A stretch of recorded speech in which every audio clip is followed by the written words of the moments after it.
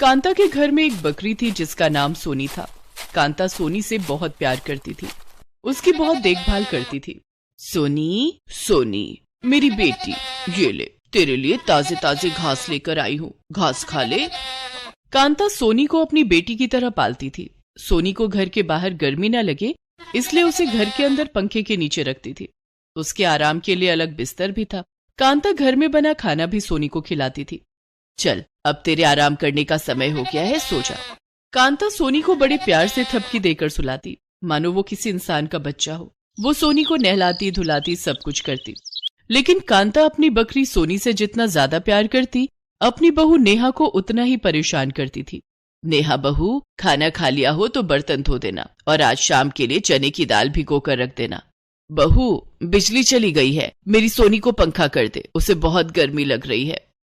एक बकरी के लिए माँ जी के मन में इतनी ममता है, लेकिन मेरी तो दुश्मन बन बैठी है। ना जाने मैंने ऐसा क्या कर दिया। काश मैं भी एक बकरी होती तो माँ जी सोनी की तरह मेरी भी देखभाल करती। नेहा सोनी के पास आकर उसे पंखा करने लगी। सोनी आराम से सो रही थी और नेहा पसीने पसीने हो रही थी। कांता सोनी के लिए हरे हरे घास धोकर साफ कर रही थी। जब सोनी सोकर उठेगी तो उसे जोरों की भूख लगेगी। ये घास मेरी सोनी के लिए है। काश माँ जी ने मेरे खाने पीने का भी इतना ध्यान रखा होता तो मुझे भी मायके की इतनी याद ना आती। सोनी के लिए घास लाने कांता खुद जंगल जाया करती। एक दिन, नेहा बहू, आज मेरे पैरों में बहुत दर्द है, तू सोनी के लिए जंगल से घास ले आ। मैं? हाँ और नहीं तो क्या, मेरी सोनी भूखी रहेगी क्या, इसके लिए घास तो लानी पड़ेगी। ठीक है माँ जी।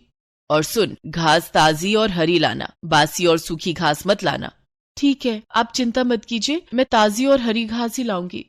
नेहा एक टोकरी लेकर जंगल चली जाती है। वहां जाकर वो ताजे और हरी घास काट कर अपनी टोकरी में रखती है। ओह, ताजी और हरी घास तो खत्म हो गई, टोकरी भी नहीं भरी, थोड़ी और घास काटने होंगे, आगे चलकर देखती हूँ। नेहा घास की तलाश में जंगल में और आगे जाती है। वहां जाकर उसने देखा कि एक बहुत बड़ी सी गुफा है और उसके अंदर से कुछ आवाजें आ रही, जैसे कोई तंत्र मंत्र कर रहा हो। नेहा गुफा के अंदर चली जाती है। गुफा के अंदर एक बूढ़ी औरत बैठी थी जो शायद तांत्रिक थी और अपने तंत्र मंत्र से सिद्धि कर रही थी। बुढ़िया ने नेहा से कहा, आओ नेहा, आओ। आप कौन है और यहाँ क्या कर रही हैं? आप मुझे कैसे जानती हैं? वो सब छोड़ो, तुम अपने मतलब की बात करो। मैं जो चाहती हूँ क्या आप वो कर सकती हैं? हाँ कर सकती हूँ। तुम बकरी बनना चाहती हो ना? हाँ, लेकिन आपको कैसे पता?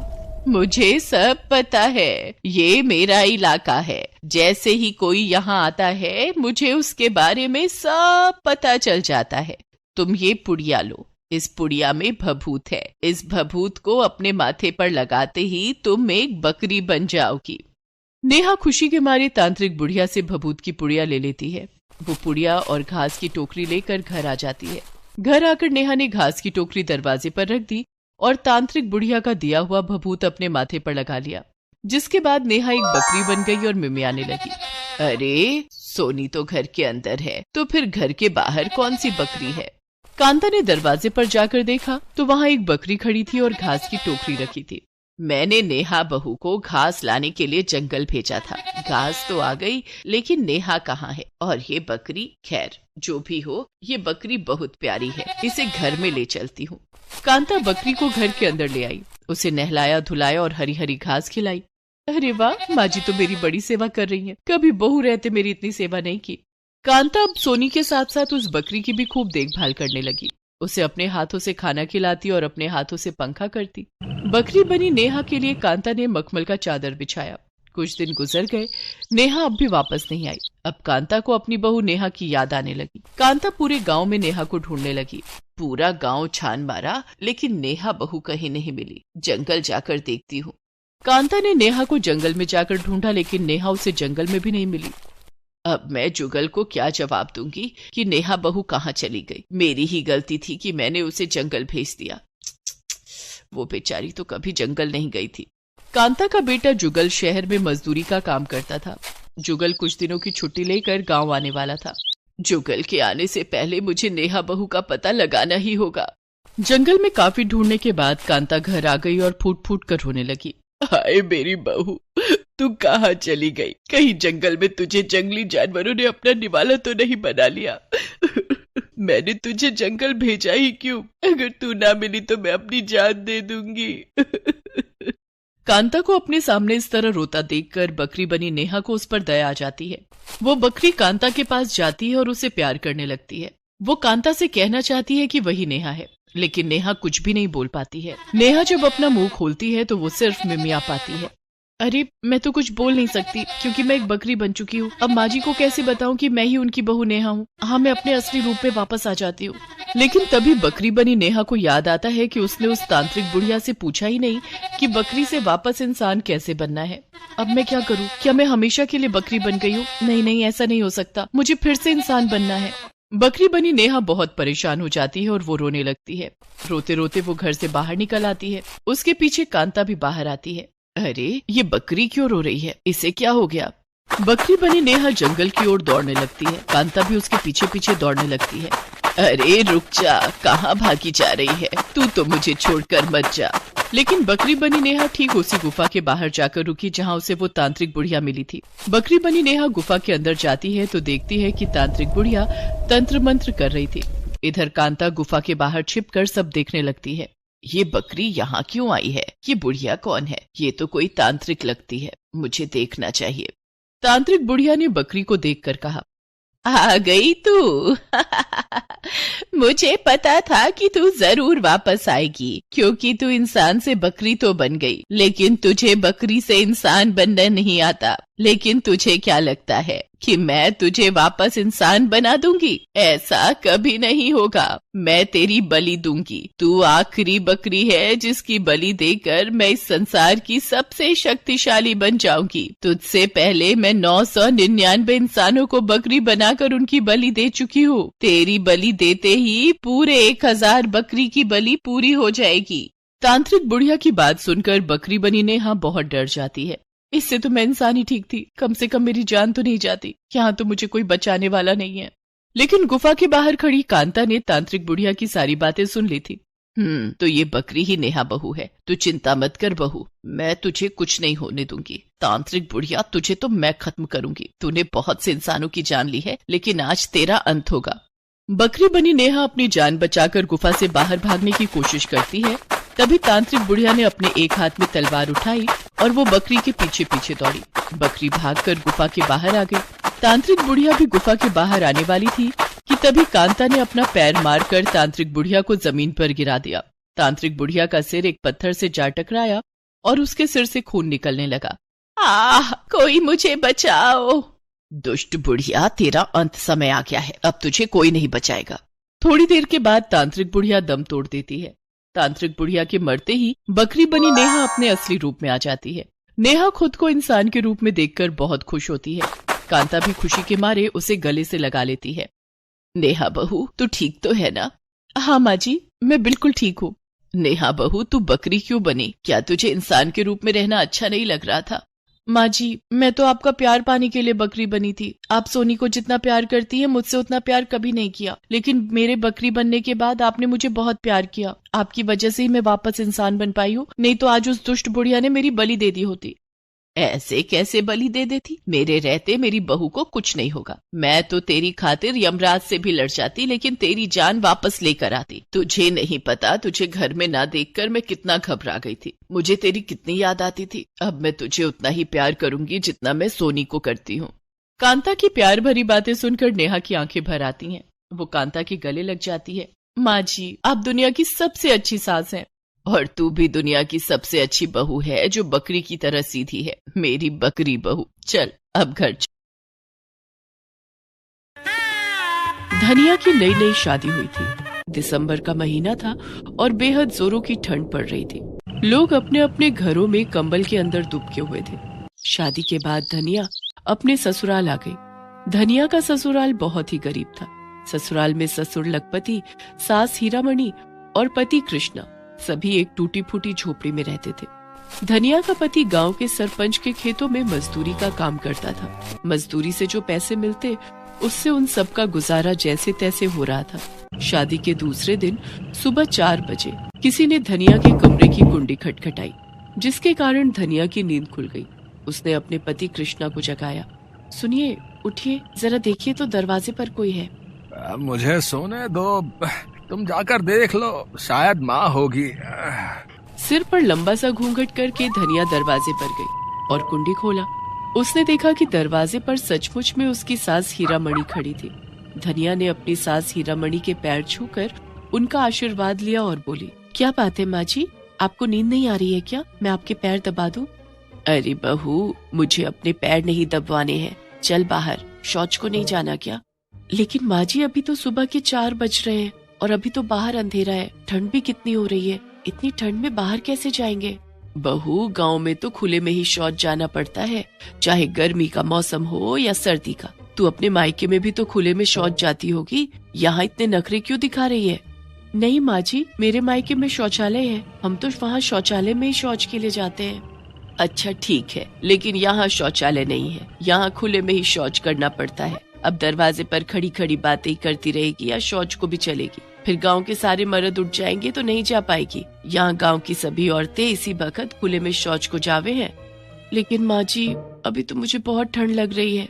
तो एक कंबल ओढ़ ले और लोटा लेके मेरे पीछे पीछे आ जा। बेचारी धनिया को न चाहते हुए भी खुले में शौच के लिए जाना पड़ता है। वो एक कंबल ओढ़ लेती है और लोटा लेकर अपनी सास हीरामणि के पीछे पीछे चलने लगती है। दोनों सास बहू खेत में पहुंचती हैं और वहां खुले में शौच करने लगती हैं। लेकिन धनिया को इतनी ठंड में खुले में शौच करना बहुत भारी पड़ रहा था। वो ठंड के मारे कपकपा रही थी और गहरा अंधेरा होने के कारण उसे बहुत डर भी लग रहा था। किसी तरह से वो शौच करके जल्दी जल्दी अपने ससुराल पहुंची और कंबल में जाकर दुबक गई।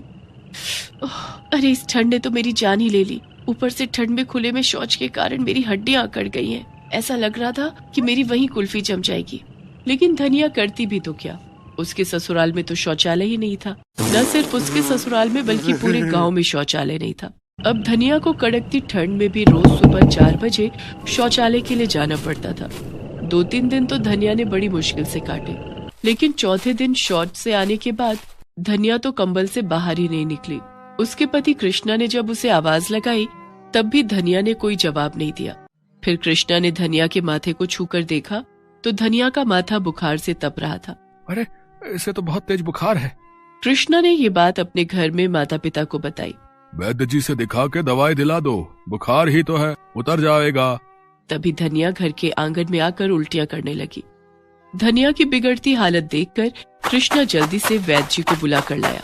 धनिया की नब्ज देखकर वैद्य जी ने कहा, इसे ठंड लग गई है, मैं कुछ दवाइयाँ दे रहा हूँ, इसे खिला देना और इसे ठंड से बचा कर रखना, इसे घर से बाहर मत निकलने देना।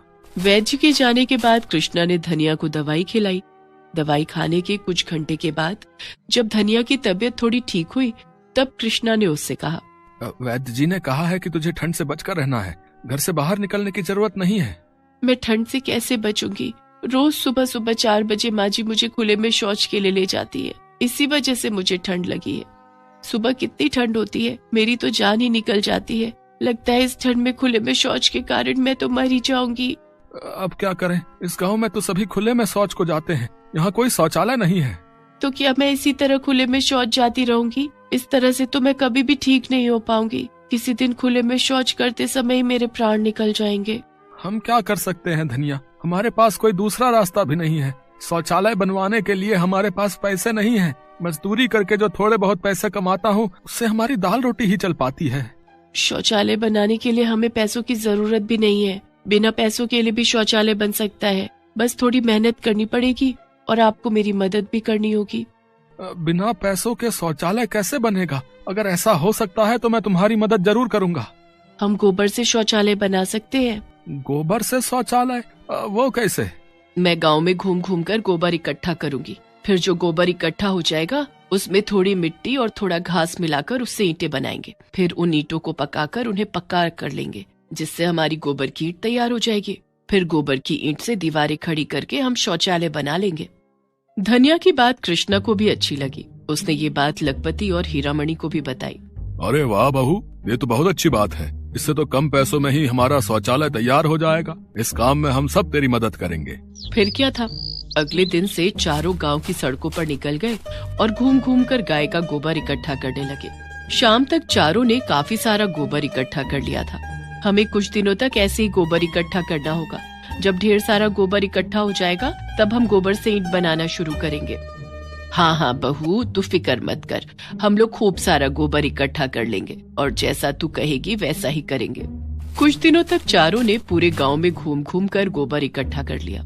जब उनके पास काफी सारा गोबर इकट्ठा हो गया तब धनिया गांव के तालाब के पास की कुछ मिट्टी ले आई और उसने गोबर, मिट्टी और उसमें थोड़ी घास मिलाकर ईंटें बनाना शुरू कर दिया। धनिया का पूरा ससुराल गोबर की ईंटें बनाने लगा।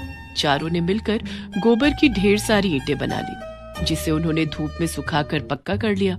जब गोबर की ईंटें सूखकर तैयार हो गई तब धनिया ने उन गोबर की ईंटों से शौचालय बनाना शुरू किया। धनिया के साथ मिलकर कृष्णा, लखपति और हीरामणि ने भी गोबर की ईंटों से दीवार खड़ी कर ली। गोबर की ईंट की दीवार तो खड़ी हो गई, अब दीवार पर सीमेंट भी तो लगाना होगा और सीमेंट खरीदने के लिए पैसे कहाँ से आएंगे?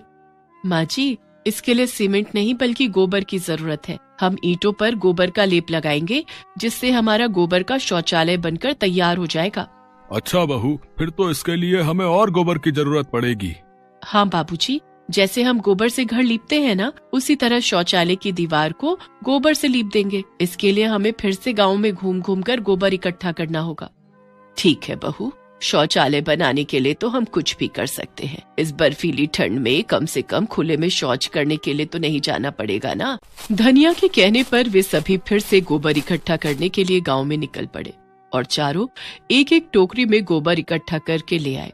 शाम को धनिया ने उस गोबर में थोड़ी मिट्टी मिलाकर उसका गाढ़ा लेप तैयार कर लिया, जिसके बाद धनिया ने शौचालय की दीवार पर चारों तरफ से गोबर का लेप लगा दिया और रात खत्म होने तक धनिया ने अपना गोबर का शौचालय बनाकर तैयार कर लिया था। अगले दिन गोबर का शौचालय धूप में अच्छी तरह से सूखकर तैयार हो चुका था। माँ जी, बाबूजी, अब हम लोगों को घर के बाहर खुले में शौच नहीं जाना पड़ेगा। हमारा गोबर का शौचालय जो बन गया है। मान गए बहू, तेरी सूझबूझ के कारण हम गरीबों के घर में भी बिना पैसे खर्च किए शौचालय बनकर तैयार हो गया। मेरी बहू तो लाखों में एक है। गोबर का शौचालय बन जाने के कारण अब धनिया और उसके ससुराल वालों को ठंड के मौसम में शौच करने की दिक्कतों से नहीं गुजरना पड़ता था। धनिया के गोबर शौचालय की खबर धीरे धीरे पूरे गांव में फैलने लगी। गांव की दूसरी औरतें भी अपने अपने घरों में गोबर शौचालय बनाने की मांग करने लगी। मिंटू के पापा, हीरामणि के घर में उसकी बहू धनिया ने गोबर का शौचालय बना लिया है। अब उन लोगों को खुले में शौच करने नहीं जाना पड़ता है। हमें तो इस ठंड के मौसम में भी अंधेरी रात में शौच करने जाना पड़ता है। क्यों ना हम भी अपने घर में गोबर का शौचालय बना लें, कुछ खर्चा भी नहीं आएगा। लेकिन गोबर शौचालय बनेगा कैसे भाई? अरे लखपति के घर जाओ और उसकी बहू से पूछो तो उसने गोबर शौचालय कैसे बनाए हैं। गांव के सभी लोग आपस में राय मशवरा करके लखपति के घर जाते हैं और उससे गोबर शौचालय बनाने की विधि पूछते हैं। देखो भाई लोग, गोबर शौचालय बनाने का विचार तो मेरी बहू धनिया का था। हमने तो उसकी मदद की है। वो जैसा जैसा कहती हम वैसा वैसा करते गए। घर के अंदर से ग्रामीणों की बातें सुन रही धनिया भी बाहर आ जाती है और कहती है, अब आप लोग कहें तो हम आप सबकी मदद करने को तैयार हैं। बस हम जैसा कहें आप सभी को वैसा ही करना होगा। हाँ हाँ, जैसा तुम कहोगे हम सब वैसा ही करेंगे। तो फिर ठीक है, सब लोग कल से गोबर इकट्ठा करना शुरू कर दीजिए। दूसरे दिन से धनिया सभी ग्रामीणों को गोबर शौचालय बनाने की विधि बताने लगी और गोबर शौचालय बनाने में सबकी मदद भी करने लगी। और इस तरह कुछ ही दिनों में ग्रामीणों ने अपने अपने घरों में गोबर शौचालय बना लिया। अब ठंड के मौसम में किसी को भी शौच के लिए बाहर जाने की जरूरत नहीं थी।